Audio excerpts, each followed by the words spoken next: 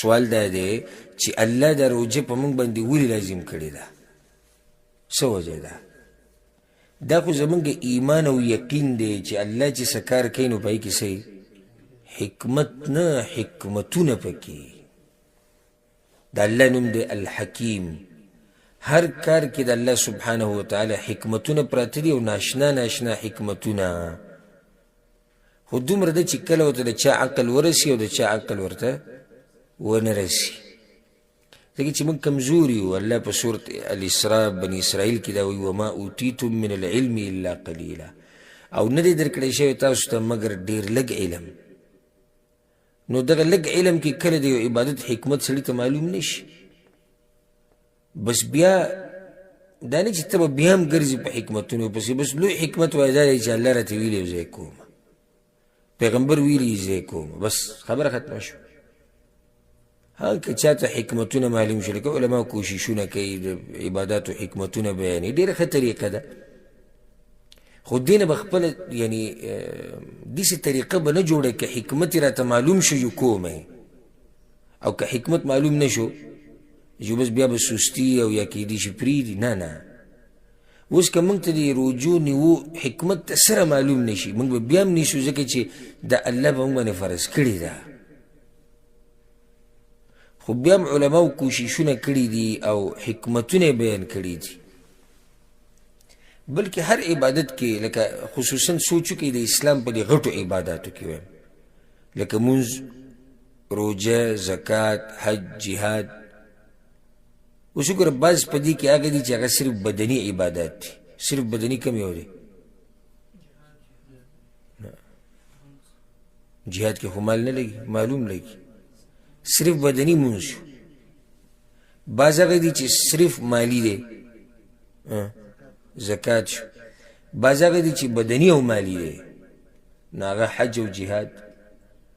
حج کې بدن به هم استعمالیږي، مال به هم لګي، لکه شان جهاد کې بدن هم لګي او مال هم لګي. بعض عبادت هغه دي چې په هغې کې ځان بندول دي د محبوباتو او شهواتو نه، لکه روجه. دا عبادت چې کله ته په ښه طریقې سره وکړې نو ته د الله بندګي په ښه طریقې سره وکړه. او بیا دا عبادت د حکمتونو نه ډک دي. د نور له زه نظم دا خو بیا ځان له موضوع شوه، عباداتو کې حکمتونه. خو صرف دې روجې ته ګوره. اولنی حکمت دې کې دا دی، د ټولو نه لوی حکمت دا دی چې دا بندګي د الله ده او په دې سره بنده خپل رب ته نږدې کېږي. بس دا یو هم کافي دی. که نور بیان نه کړی شي نو دا یو هم کافي دی چې دا بندګي د چا ده؟ بندګي د الله ده او په دې سره بنده خپل رب ته نږدې کېږي. دویم حکمت بیا په دې کې دا دی چې د دې د لاسه په انسان کې تقوا پیدا کېږي. او دا حکمت الله په خپل ذکر کړی دی په قرآن کې.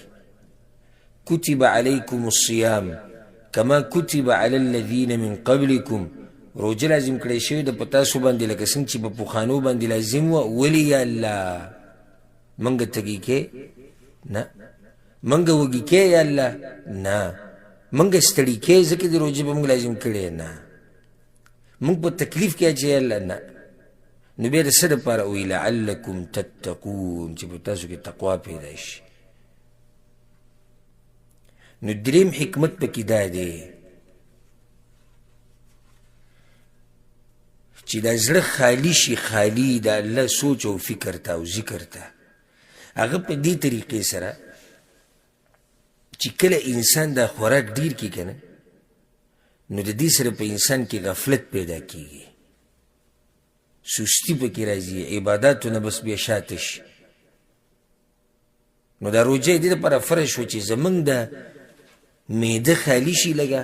نو چې معده خالی شي نو زړه به د غفلت نه را بیدار شي، نو د الله طرف ته به توجه پیدا شي.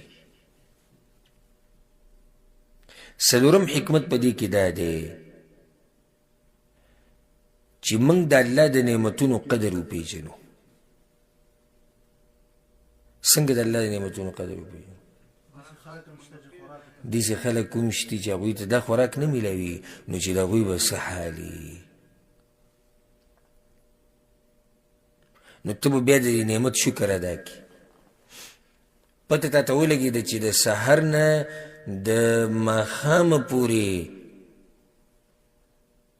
ځان بندول د یو څو ګنټې د خوراک او څښاک نه څومره ګران کار دی، نو هغه خلک چې ورته بلکل نه میلاویږي د خوراک او څښاک، نو تا ته به د نعمت قدر پیدا شي. پنځم حکمت دا دی چې د غریبانو احساس به راته وشي، د هغوی سره به مرسته وکړي. لکه حدیث کې راځي که نه چې پیغمبر صلی الله علیه وسلم په صحیح بخاري صحیح مسلم کې دا حدیث دی چې پیغمبر صلی الله علیه وسلم ډېر غني انسان و، اجود الناس، او بیا د پیغمبر سخاوت به په رمضان کې ښه ډېر شو.